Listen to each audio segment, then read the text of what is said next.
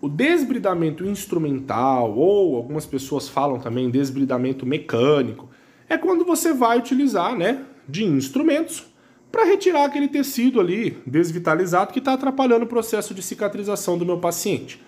Mas aqui nós temos um porém. E por que eu falo um porém?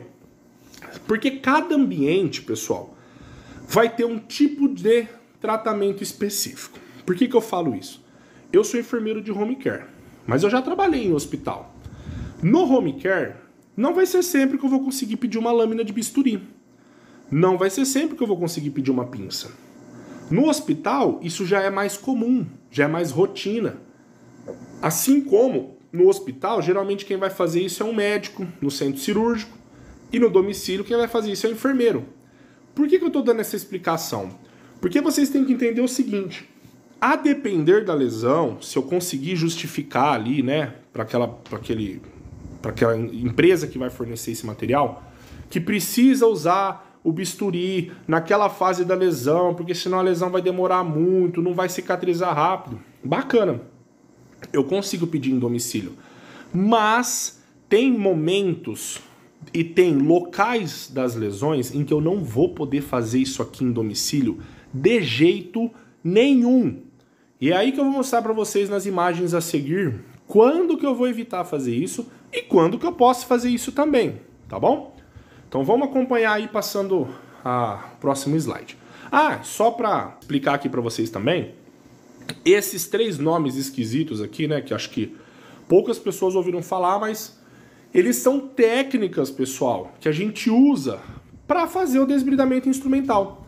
Então eu vou mostrar para vocês como que a gente faz a técnica de square, como que a gente faz a técnica de cover, como que a gente faz a técnica de slice, que são os nomes chiques aí que a gente usa para falar que está retirando o tecido morto, né, o tecido desvitalizado, daquele determinado tecido, de uma forma específica para aquele tecido daquele momento da fase de cicatrização.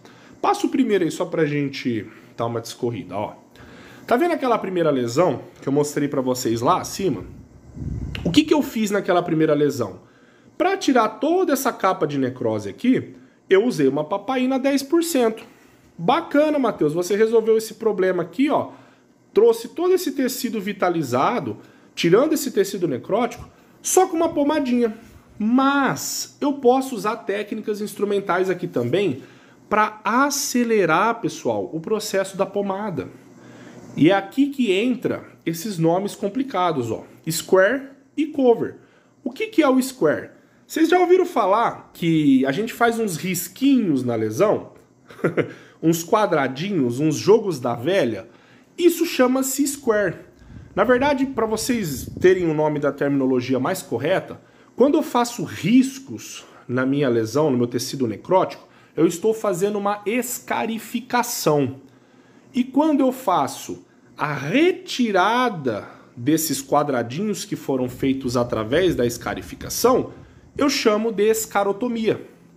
Mas o nome da técnica bonitinho é square. É fazer quadradinhos, joguinhos da velha, né? Falando assim popularmente, para que eu vá desprendendo esses quadradinhos e tirando com pinça. Faço aqui uns cortezinhos com a lâmina de bisturi e venho tirando com pinça. Mas temos um problema também com relação a isso. Lembra que eu falei para vocês que isso aqui é uma lesão por pressão não classificável? Eu não sei quanto que tem de necrose ali por baixo. Aqui eu sei agora porque resolveu o problema. Olha como é que a necrose estava superficial. Porque quando ela saiu daqui para cá, olha que bacana. Não estava profundo. Mas aqui não tem como eu saber. Nem com visão de raio-x eu ia ter essa noção. Mas dá para a gente fazer a técnica de escarificação.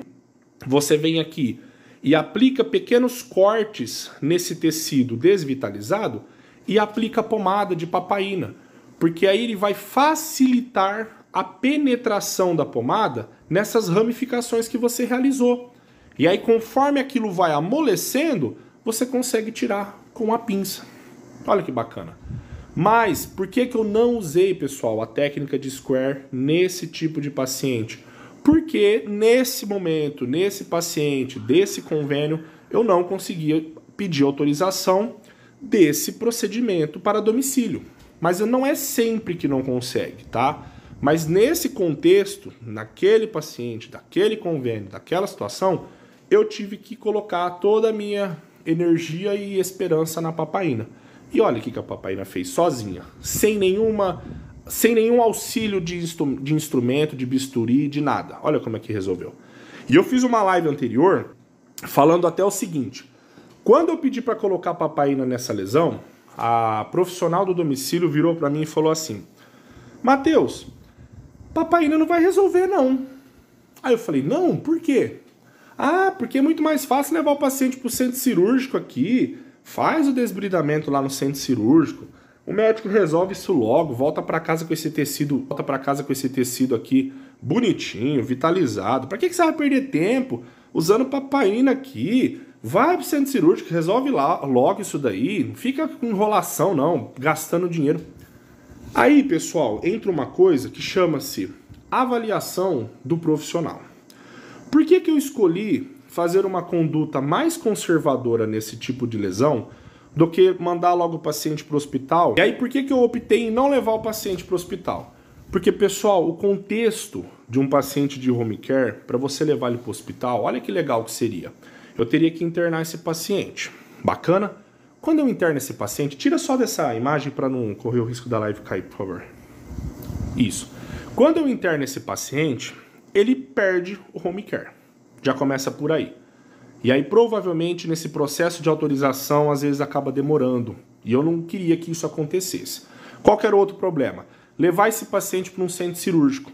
Passar por anestesia, por intubação, por todo o processo de correr um risco de infecção hospitalar. Para quê? Se eu podia tentar resolver isso em casa.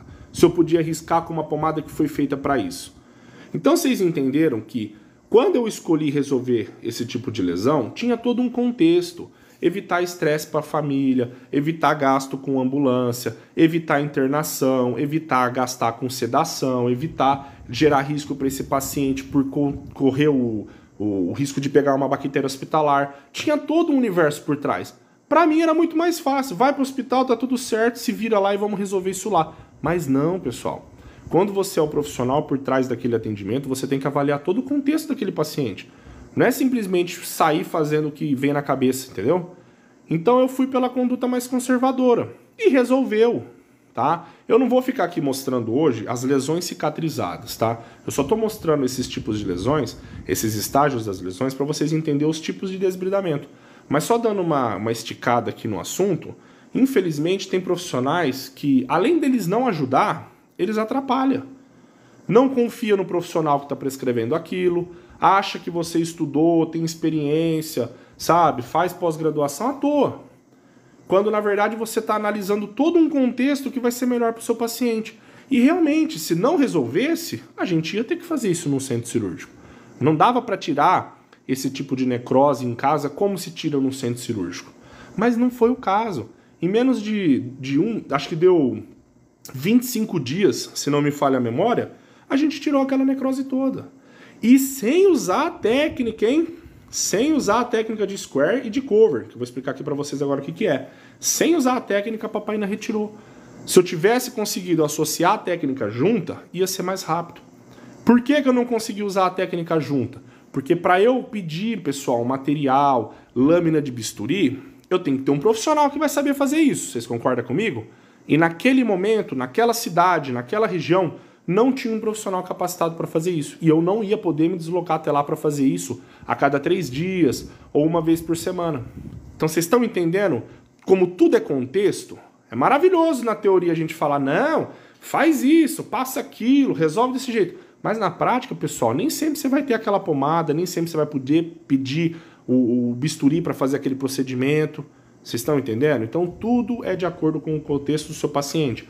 Dá pra gente resolver, sim, de acordo com cada contexto, mas tem que ser de forma inteligente, tá? Não é só simplesmente faz isso, generaliza que vai dar certo. Não.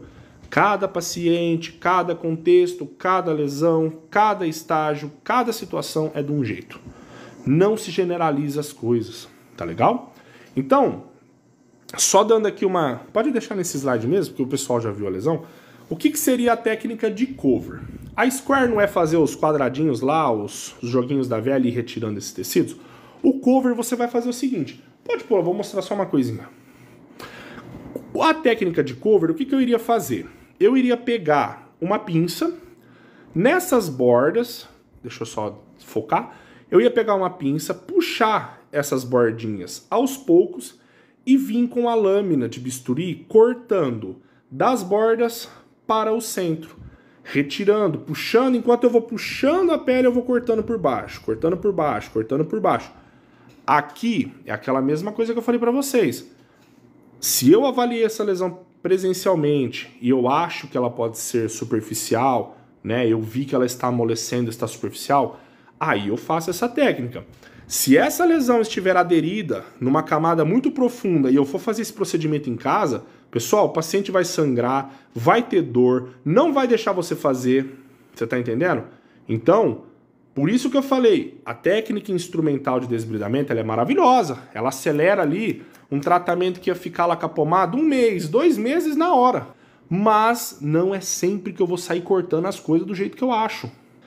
Mais um exemplo aqui, ó, estava na foto lá acima que a gente viu. Todo esse tecido esfacelado, tá vendo que ele tá amolecido, parecendo uma geleia?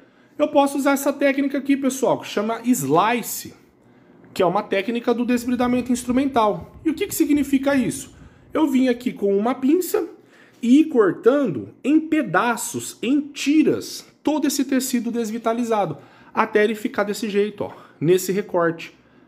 Você entendeu? Também posso usar dessa técnica aqui, ó. Mas, foi aquilo que eu expliquei para vocês lá acima. Eu também tenho pomadas que fazem a ação enzimática e desprende esse tecido morto do meu leito da lesão.